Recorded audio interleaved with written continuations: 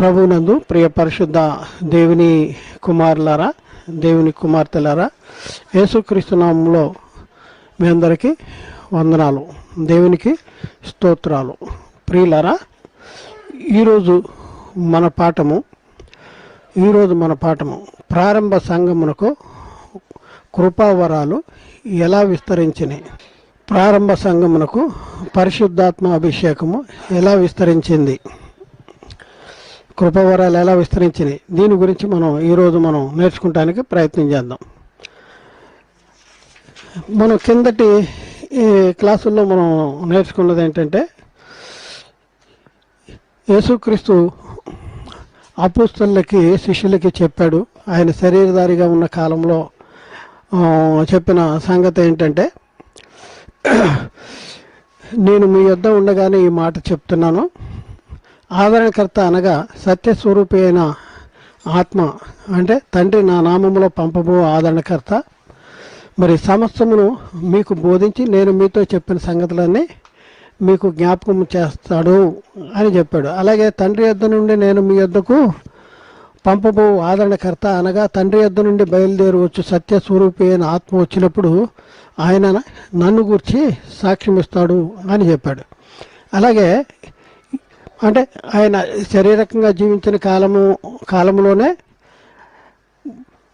గుర్తు చేస్తూ ఉన్నాడు వాళ్ళకి. ఏంటి? తండ్రి చేసిన వాగ్దానాన్ని గుర్తు చేస్తూ ఉన్నాడు. ఎందుకు అనంటే, యేసుక్రీస్తు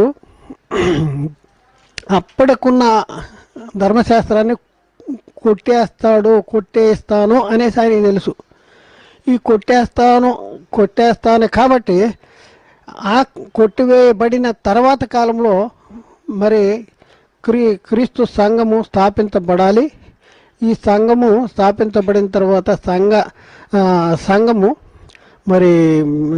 సంఘము అభివృద్ధి చెందటానికి కానీ, సంఘానికి కావలసిన ఆజ్ఞను ప్రకటించటానికి కానీ, భవిష్యత్ కాలంలో సంఘానికి కావలసిన ఆజ్ఞను సిద్ధపరచటం, స్థిరపరచడానికి దీనికోసం తండ్రి అయిన దేవుడు మరి కృపావరాలను అనుగ్రహించే పరిశుద్ధాత్ముడి గురించి వాగ్దానం చేశాడు అనేసి యేసుక్రీస్తుకి తెలుసు. కనుక నేను వెళ్ళకపోతే ఆయన రాడు, నేను వెళ్ళిన ఆయన్ని నేను మీ దగ్గరికి పంపిస్తాను. అయినా సత్యస్వరూపి అయిన ఆత్మ వచ్చినప్పుడు ఆయన నన్ను గురించి సాక్ష్యం చెప్తాడు అనేసి ఆయన శారీరకంగా జీవించిన కాలంలో చెప్పాడు.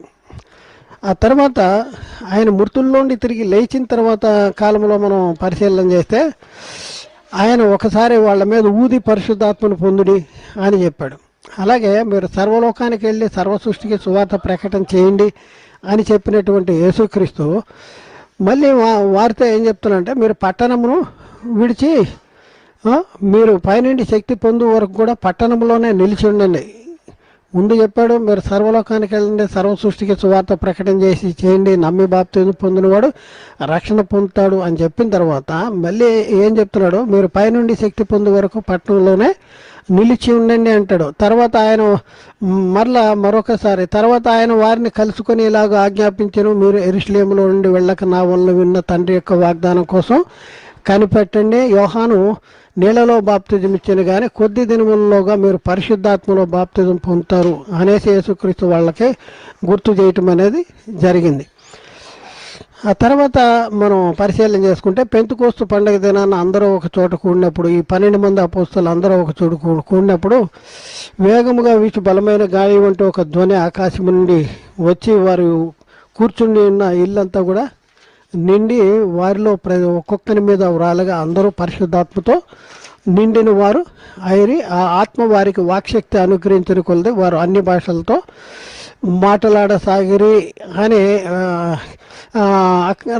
రాయబడి ఉన్న సంగతి మనం చదివాం. ఇది జరిగిన తర్వాత అక్కడ ఉన్నటువంటి వాళ్ళు, వీరు కొత్త మద్యంతో నిండి ఉన్నారా అనేసి వాళ్ళు ఆలోచిస్తుంటే, పొద్దు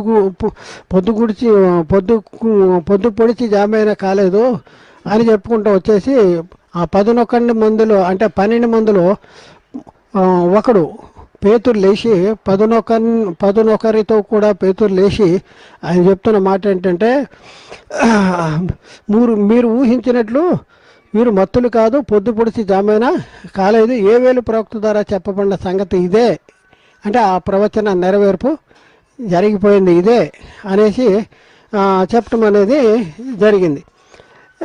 అంటే సో మనకు అర్థమైపోయింది ఏంటి, కిందట క్లాసులో మనకు అర్థమైపోయింది ఏంటంటే పరిశుద్ధాత్మను గురించి తండ్రి అయిన దేవుడు చేసినటువంటి వాగ్దానము నెరవేర్పు అనేది జరిగిపోయింది. పేతురు చెప్పేశాడు, ఏవేలు ప్రవక్త ద్వారా చెప్పబడిన సంగతి ఇదే అని చెప్పాడు. ఇంకా పేతురు ప్రసంగం చేస్తూ ఆయన చెప్పిన మాట ఏంటంటే అపోస్తలులు 2:33 కాగా ఆయన అంటే యేసుక్రీస్తు దేవుని కుడిపార్శ్వానికి హెచ్చించబడి పరిశుద్ధాత్మను గురించినటువంటి వాగ్దానము తండ్రి వలన పొంది మీరు చూచుచూ వినుచున్న దీన్ని కుమ్మరించి ఉన్నాడు అనేసి అక్కడ. అలాగే తీతు పత్రికలో కూడా మనం చూస్తే మనమాయన కృప వలన నీతిమంతులు, తీతు 3:6-7 వచనాల్లో, 3:6-7 మనమాయన కృప వలన నీతిమంతులమని తీర్చబడి నిత్య జీవమును గురించి నిరీక్షణ బట్టి దానికి వారసుల మూటికై ఆ పరిశుద్ధాత్మను మన రక్షకుడైన యేసుక్రీస్తు ద్వారా ఆయన మన మీద సమృద్ధిగా కుమ్మరించెను అనేసి అక్కడ కూడా చాలా స్పష్టంగా రాయబడింది. అలాగే పేతురు పత్రికలో కూడా మనకు సువార్త ఎవరు చెప్పారు, మనకు సువార్త ఎలా అందింది అని చెప్పుకుంటా 1 పేతురు 1:12 పరలోకం నుండి పంపబడిన పరిశుద్ధాత్మ ద్వారా మీకు సువార్త ప్రకటించిన వారి ద్వారా మీకు ఇప్పుడు తెలియపరచబడిన ఈ సంగతుల విషయమే అక్కడ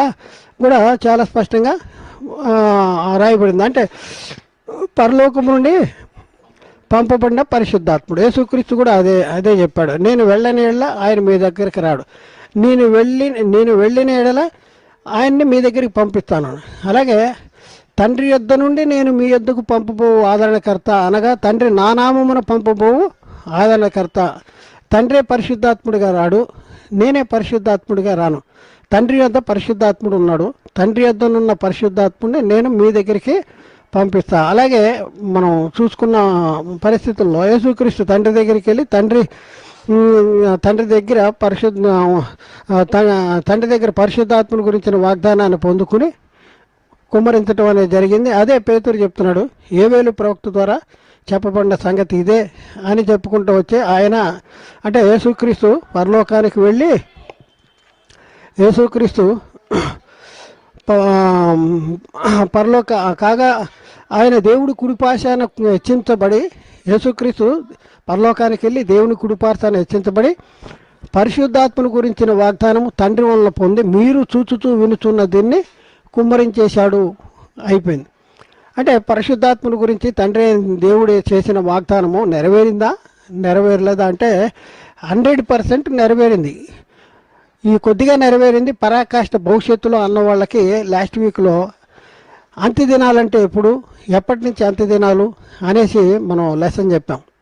కాబట్టి మనం ఉన్నదే అంత్యదినాలు. యేసుక్రీస్తు ఈ లోకానికి వచ్చిందే అంత్యదినం, యేసుక్రీస్తు ద్వారా దేవుడు మనతో మాట్లాడిందే అంత్యదినం, యేసుక్రీస్తు తను బలిగా అర్పించుకున్నదే అంత్యదినాల్లో అర్పించుకున్నాడు. ప్రస్తుత కాలంలో మనం ఇప్పుడు అంత్యదినాల్లో ఉన్నాం అనేసి మనం చాలా రిఫరెన్స్లు నేర్చుకున్నాం.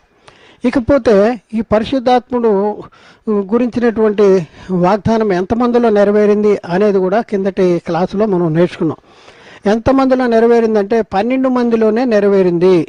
12 మంది అపోస్తులు మాత్రమే పరిశుద్ధాత్ముడు గురించినటువంటి వాగ్దానాన్ని పొందుకున్నారు. ఎందుకు అంటే మనం కిందటి క్లాసులోనే వాళ్ళే ఎందుకు పొందుకున్నారంటే మీరు మొదటి నుండి నా దగ్గర ఉన్నవారు కనుక మీరు నన్ను కూడా సాక్ష్యం ఇస్తారు, పరిశుద్ధాత్ముడు కూడా సాక్ష్యం ఇస్తాడు అని చెప్పాడు. అలాగే వాళ్ళతోనే చెప్పింది ఏంటంటే మీరు యెరూషలేములో నుండి వెళ్ళక నా వల్ల వినే తండ్రి యొక్క వాగ్దానం కోసం కనిపెట్టండి అన్నాడు. కనిపెట్టండి. కాబట్టి కనిపెట్టే వాళ్ళలో ఈ 12 మంది కంటిన్యూ ఉన్నారు. అక్కడ 120 మంది ఒకసారి ఉన్నారు. అంతకు మునుపు మరి కొందరు స్త్రీలు, తర్వాత ఏస్తల్లి అయిన మరియా, మరి ఇంకా కొంతమంది వాళ్ళందరి గురించి చెప్పాడు అనమాట.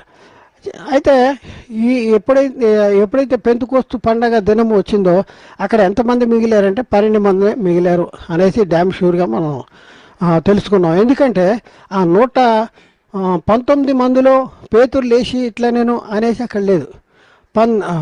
11 కూడా పేతురు లేచి ఇట్లా అన్నాడు.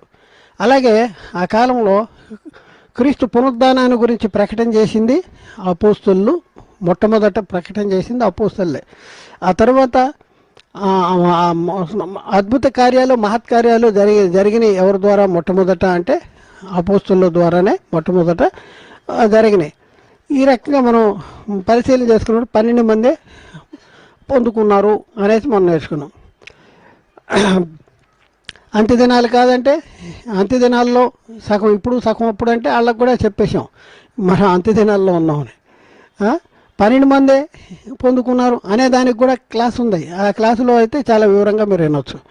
ఆ తర్వాత ఈరోజు మరి 12 మందే పొందుకున్నారా? మరి 12 మంది పొందుకుంటే ఈ సంఘానికి పరిశుద్ధాత్మ అభిషేకం లేకపోతే పరిశుద్ధాత్మ కృపావరాలు ఎలా విస్తరిస్తాయి? వీళ్ళు 12 మందే చేశారా, లేకపోతే సంఘంలో ఉన్న వారికి కూడా వీళ్ళు పొందుకున్నటువంటి ఆత్మ అభిషేకంలో పాలు వాళ్ళకు కూడా ట్రాన్స్ఫర్ అయిందా, వారు కూడా పొందుకున్నారా అనే దాని గురించి మనం ఈరోజు పరిశీలన చేద్దాం. ఈరోజు అంటే